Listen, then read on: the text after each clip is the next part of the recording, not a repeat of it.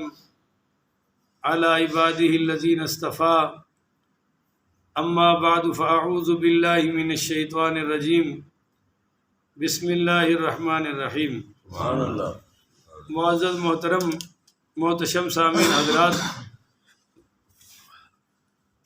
19 جون بروز اتوار 2022 بعد نماز فجر کا یہ درس حدیث مصطفیٰ صلی اللہ علیہ وآلہ وسلم ادب المفرد کی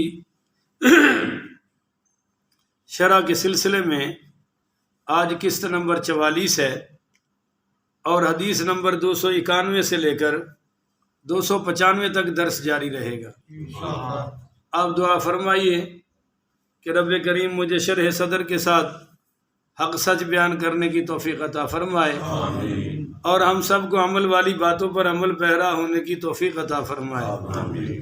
حدیث نمبر 291، حدثنا ابو النعمان قال حدثنا ابو عوانۃ عن زیاد بن علاقۃ عن اسامۃ بن شریک رضی اللہ تعالی عنہ قال كنت عند النبی صلی اللہ علیہ وآلہ وسلم۔ حضرت اسامہ بن شریک پڑھیے رضی اللہ تعالی عنہ راوی ہیں، وہ بیان کرتے ہیں کہ کنت عند النبی صلی اللہ علیہ وسلم جاءت الاعراب، کہ ہم حضور پاک صلی اللہ علیہ وآلہ وسلم کے پاس موجود تھے، اچانک ایک دیہاتی آدمی آ گیا۔ ناس کثیر من ہا ہنا و ہا ہنا، کافی سارے لوگ حضور کے ارد گرد بیٹھے ہوئے تھے پر وہ تو خاموش تھے نا۔ فسکت الناس، لوگ خاموش تھے۔ لا یتکلمون غیرہم، کوئی بھی حضور سے بات نہیں کر رہا تھا۔ صحابہ ڈرتے تھے، ادب کا مقام ہے، پوچھنے میں بھی بڑے بڑے مسائل ہوتے ہیں۔ وہ کہتے ہیں نا کہ جواب دینے والے کو تو علم ہونا چاہیے پر پوچھنے والے کو بھی آدھا علم ہونا چاہیے، وگرنہ پوچھنے والا ایسی بے وقوفی سے اور بسا اوقات گندے طریقے سے پوچھتا ہے کہ بجائے مسئلے کے حل کے مسئلہ اور بگڑ جاتا ہے۔ تو سوال کرنے کے لیے بھی عقل چاہیے۔ چنانچہ وہ کہتے ہیں کہ صحابہ تو بولتے نہیں تھے پر وہ دیہاتی آ کر بولنے لگا۔ فقالوا یا رسول اللہ، اور کہنے لگا علینا حرج فی کذا و کذا، وہ کہنے لگا یا رسول اللہ ان اعمالوں میں، ان کاموں میں کوئی حرج تو نہیں ہے؟ فی اشیاء من امور الناس لا باس بہا، وہ کاموں کا پوچھا جو لوگوں میں جائز تھے، بولو جو لوگوں میں جو کرنے والے کام تھے نا ان کے بارے میں پوچھا۔ تو فقال، سرکار دو عالم علیہ الصلوۃ والسلام نے فرمایا یا عباد اللہ وضع اللہ الحرج الا امرا افترض امرا ظلما فذاک الذی حرج وہلک۔ تو حضور پاک پڑھیے صلی اللہ علیہ وآلہ وسلم نے اس کو پہلا جواب تو یہ دیا کہ بھائی اللہ کے بندو، جو تم پوچھتے ہو اس میں کوئی گناہ اور حرج سارا حرج اللہ نے اٹھا دیا ہے، ایسے جائز کاموں کے کرنے پر کوئی گناہ نہیں ہے۔ ہاں حضور پاک پڑھیے صلی اللہ علیہ وآلہ وسلم نے فرمایا کہ ان کاموں میں جن کا تو سوال کر رہا ہے کوئی حرج نہیں ہے، پر جن کاموں سے اللہ نے منع کیا ہے، افترض امرا ظلما فذاک الذی حرج وہلک، جن کاموں سے اللہ نے منع کیا ہے اگر ان کاموں کو کرو گے تو ہلاک ہو جاؤ گے، ان میں حرج ہے تو گناہ کا کام کرنا، اور جو تم نے پوچھے ہیں وہ جائز کام ہے، کوئی حرج نہیں۔ قالوا یا رسول اللہ، تو وہ شخص کہنے لگا یا رسول اللہ انا تداوی، قال نعم یا عباد اللہ تداووا، اس نے کہا یا رسول اللہ اگر میں بیمار ہو جاؤں تو علاج کرا سکتا ہوں؟ اگر کوئی بیماری لگ جائے، مرض لگ جائے تو کیا میں اپنا علاج معالجہ کرا سکتا ہوں؟ تو سرکار دو عالم صلی اللہ علیہ وسلم نے فرمایا نعم یا عباد اللہ تداووا فإن اللہ عز وجل، کہ ہاں بھائی علاج کراؤ اللہ کے بندو، لم یدع داء الا وضع له شفاء غیر داء واحد، فرمایا حضور نے کہ کوئی بیماری اللہ نے ایسی نازل نہیں فرمائی جس کا علاج نازل نہ فرمایا ہو۔ اگر اللہ تعالیٰ کی طرف سے کوئی بیماری آئی ہے تو بولیے اللہ تعالیٰ نے شفا بھی، ہاں آپ نے فرمایا کہ ایک بیماری ایسی ہے جس کا کوئی علاج غیر داء واحد، ایک بیماری ایسی ہے، بولے آپ سارے اس کا کوئی علاج قالوا وما ہی یا رسول اللہ، یا رسول اللہ بتائیے نا وہ کون سی ہے؟ قال الحرم، آپ نے فرمایا وہ ہے بڑھاپا۔ بولو وہ کیا ہے؟ اب کسی خوراک سے میاں محمد رفیق صاحب 30 سال کے نہیں بننے والے، راؤ صاحب انشاءاللہ 20 سال کے، کوئی مرضی کھا لیں، کشتے پاکستانی کھائیں یا امریکہ کے کھائیں، اب جوان ہو سکتے، جتنی مرضی ہم داڑھیوں پہ کالک شالک لگا لے کام بنتا؟ بڑھاپے کا حضور نے فرمایا کوئی نہیں، یہ تمہیں آگے لے جائے گا، پیچھے آ سکتا؟ تو قالوا یا رسول اللہ ما خیر ما اعطی الانسان، اللہ کو جو کچھ انسان کو جو کچھ اللہ نے دیا ہے اس میں سب سے اعلیٰ چیز کون سی ہے؟ بولو سب سے اعلیٰ چیز ہے؟ قال خلق حسن، تو میرے نبی نے فرمایا اچھے اخلاق سب سے اعلیٰ دولت ہے۔ سارے کہو یار سبحان اللہ۔ اچھا اچھے اخلاق کا مطلب لوگوں نے یہ سمجھ رکھا ہے کہ غصہ آئے نہ، یہ اس سے بڑی نالاکی ہے کہ سمجھنا کہ کسی کو غصہ آئے نہ تو اخلاق اچھا ہے۔ غصہ تو غصے والی بات پہ آئے گا، اب دیکھنا ہے کہ استعمال کیسا کر رہا ہے۔ اگر اس غصے کو ظلمن استعمال کر رہا ہے، ناجائز کر رہا ہے تو یہ بد اخلاق ہے، اور غصے والی بات پہ غصہ آ رہا ہے اور اللہ اور اس کے رسول کی خاطر کر رہا ہے تو اس غصے پر بھی اللہ اجر عطا فرمائے گا۔ دیکھیے میں آپ کو ایک حدیث کے 4 حصے بتاتا ہوں۔ من احب للہ، جو محبت کرے، آپ سارے بولو، وابغض للہ، جو بغض رکھے، کہتے غصہ آئے وابغض، جو غصہ کرے، ابغض، ومنع للہ، جو نہ دے تو نہ دینا بھی تو جائز ہے نا، وَأَعْطَى لِلَّهِ، جو عطا کرے، فَقَدْ اسْتَكْمَلَ الْإِيمَانِ، سمجھ لو اس نے اپنا ایمان مکمل کر لیا ہے۔ یونس علیہ السلام کے بارے میں اللہ کیا کہہ رہا ہے؟ وَظَنُّونِ إِذْ ذَهَبَ مُغَاضِبًا، وہ میرا نبی غضبناک ہو گیا۔ بولو وہ میرا نبی غصے کی انتہا کو غضب کہتے ہیں نا، غضبناک ہو گیا، حتیٰ کہ اللہ نے حضور کو فرمایا وَلَا تَكُنْ كَصَاحِبِ الْحُوتِ، اے میرے نبی وہ مچھلی والے کی نبی کی طرح نہ ہو جانا۔ نہیں سمجھ رہے ہو؟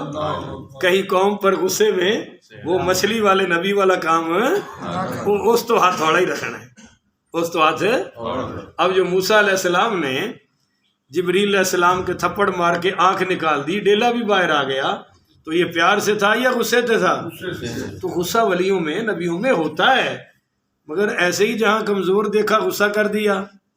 میری طرح کا جہاں ماڑا آیا تو روز آیا کر پتر، بہت اچھا بچہ ہے، تو بیٹھ جا۔ اچھا اب ٹھیک ہے نا، جڑا دیوے ہوتے اچھا بچہ ہے۔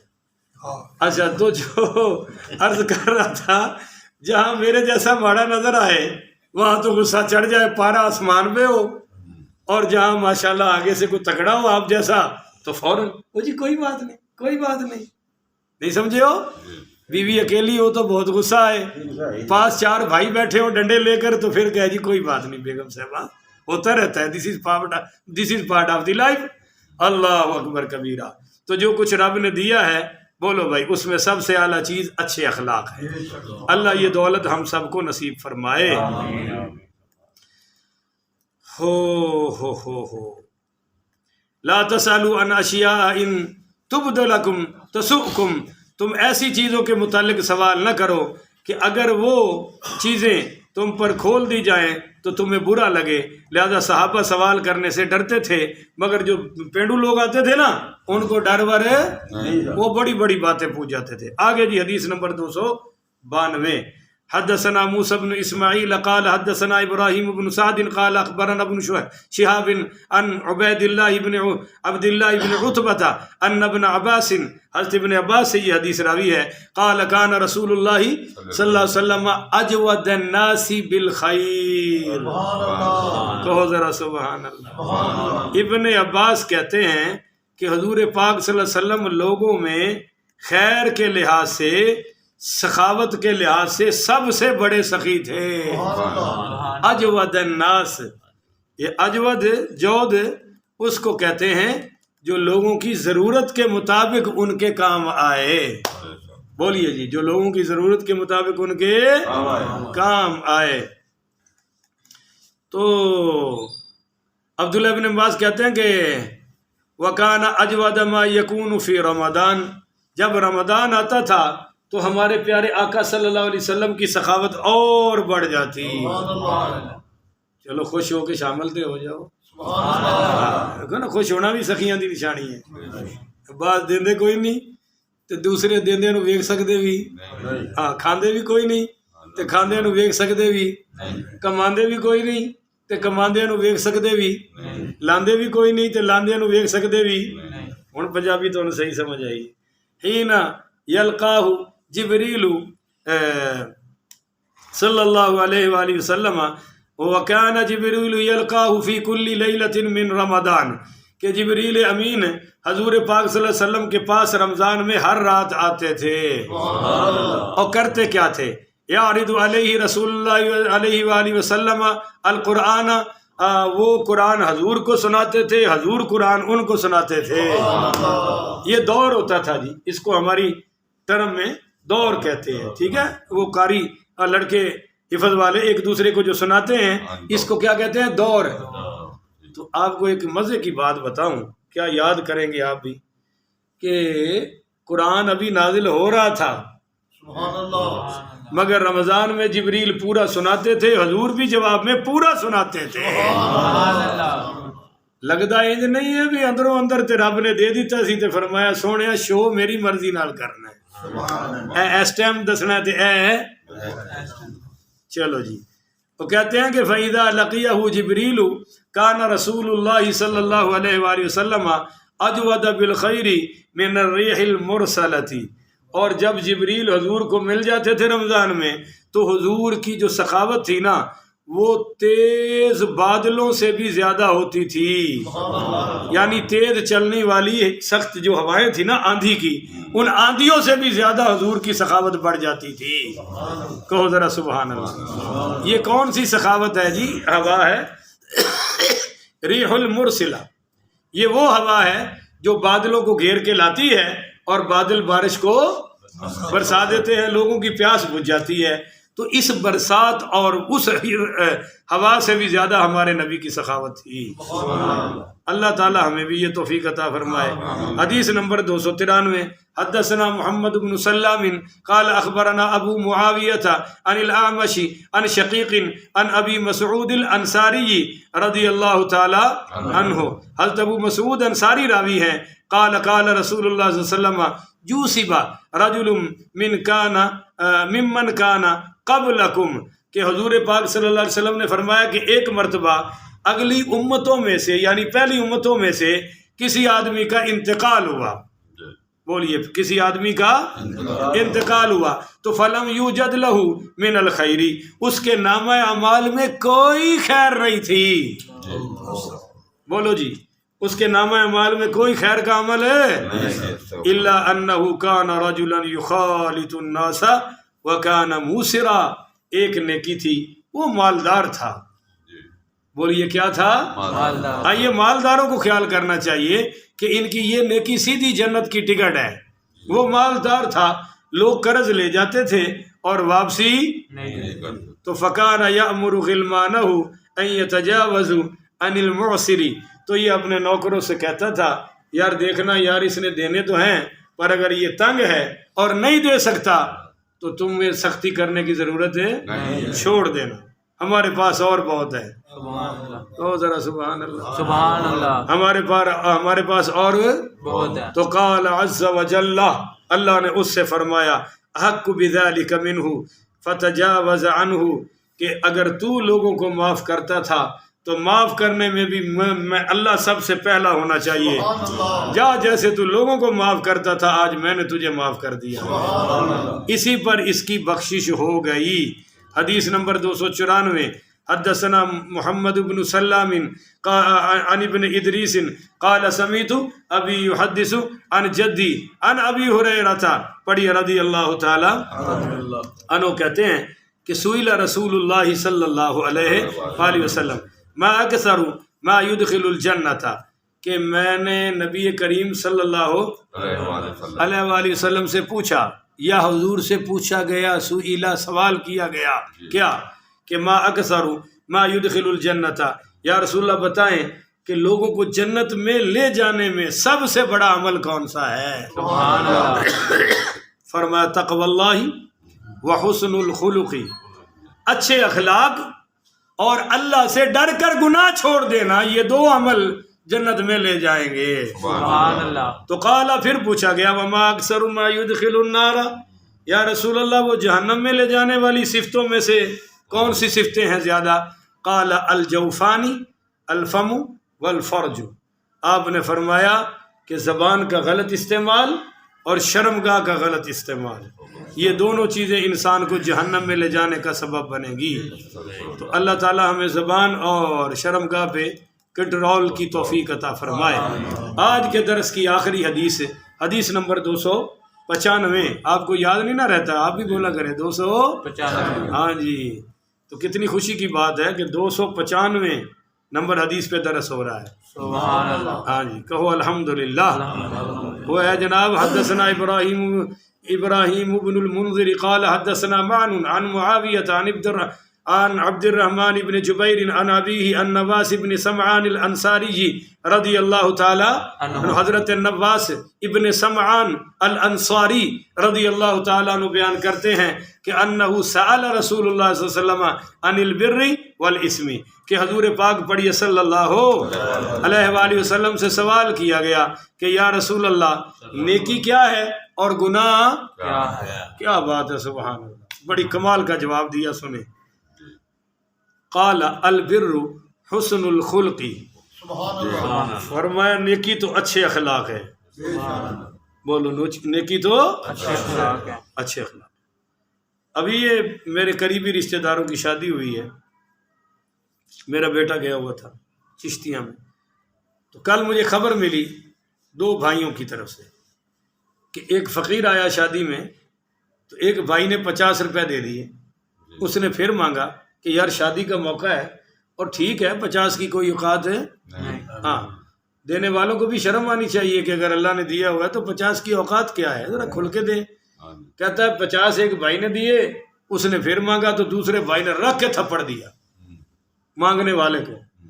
تو آپ یقین کریں بات سنتے ہی میرے دل کلیجے کو ہاتھ پڑ گیا، میں نے کہا اسی کی بد دعا لے ڈوبے گی۔ اللہ کہہ رہا ہے کہ سوال کرنے والے کو نہیں دینا، نہ دو، پر فلا تنہر، جھڑکا بھی مت، اس کو جھڑکنا بھی جائز ہے، پیار سے رخصت کر دو یا کچھ اور دے دو، خوشی کا موقع ہے۔ اس نے مانگ لیا تو کیا جرم کیا؟ تو بعض اتنے بدبخت لوگ ہوتے ہیں کہ وہ مانگنے والے کو دینا تو درکنار، آگے سے اس کے خطے پڑ جاتے ہیں، غصہ بھی کرتے ہیں، بےعزتی بھی کرتے ہیں اور آنکھیں بھی خوب نکالتے ہیں۔ تو بد اخلاقی یہ ہے، یہ بد اخلاقی نہیں کہ میں کہوں صفے سیدھی کرو، مولوی بڑا سخت ہے، بڑا بد اخلاق ہے۔ میں کہتا ہوں کہ اس پر کیا فتویٰ دے ہوئے کہ میرے نبی نے فرمایا جو اگلی جگہ چھوڑ کے پیچھے کھڑا ہو اس کو اللہ جہنم میں پیچھے پھینکے گا۔ لگاؤ فتویٰ، کیا لگاؤ گے؟ میرے نبی نے فرمایا، آگے سے اگر ہم کہیں خیر ہے تو اسی وقت کفر کا خطرہ ہے، اگر میں آپ کو جھاڑوں کہ کوئی خیر نہیں تو سمجھ لے میں نے آپ کا ایمان بچا لیے۔ پر اس پر آپ کہہ رہے ہیں جی مولوی بڑا بد اخلاق ہے، بڑا سخت ہے۔ میں نے یہ مسئلہ بتایا کہ بھائی فوری سنتا پڑھنے والے کو حضرت عمر نے یہاں سے پکڑا اور جھٹکا دے کے بٹھایا، بیٹھ۔ پہلے لوگ اسی طرح برباد ہوئے تھے کہ وہ فرضوں کے بعد فوری سنتے ہیں، اور ہم بھی اسی وجہ سے برباد ہوئے پڑے ہیں، اسی وجہ سے مسجدیں ویران پڑی ہیں کہ مولوی کو سمجھتے ہیں جی سر یس سر، جی سر یس سر، جی سر یس سر، پرانے حکے دی طرح کاندھے لگیا ہوئے، بڑا درویش مولوی ہے جی، بولتا ہی نہیں، کوئی نہیں کہے گا بڑا الو دا پٹا ہے، شیطان دا چیلا ہے کہ جو ہوندا رہے اینو کوئی فرق پیندا۔ یہ کہندا بس یکم نو جیب گرم ہونی چاہیے، جیب گرم تے مسئلہ نرم۔ ایسے مولویوں سے اللہ بچائے، اور جو روکے جو ٹوکے وہ تمہارا سب سے بڑا خیر خواہ ہے۔ اس ابے سے پوچھو جو اولاد کو روکتا ہے کہ اس کے دل میں اولاد کا درد کتنا ہے، یہ کچھ اس ابے سے پوچھے نا جو کہتا ہے اوے کسی نہ لڑنا، بولو تو صحیح نا یار، وہ کہتا ہے کسی کو گال ہے اور کسی پہ لعنت ہے، تو آگے سے اولاد کو بڑی اریٹیشن ہوتی ہے، اوے ابا تو سر کھا گیا ہے، ابا تو سکھ نہ رہنی۔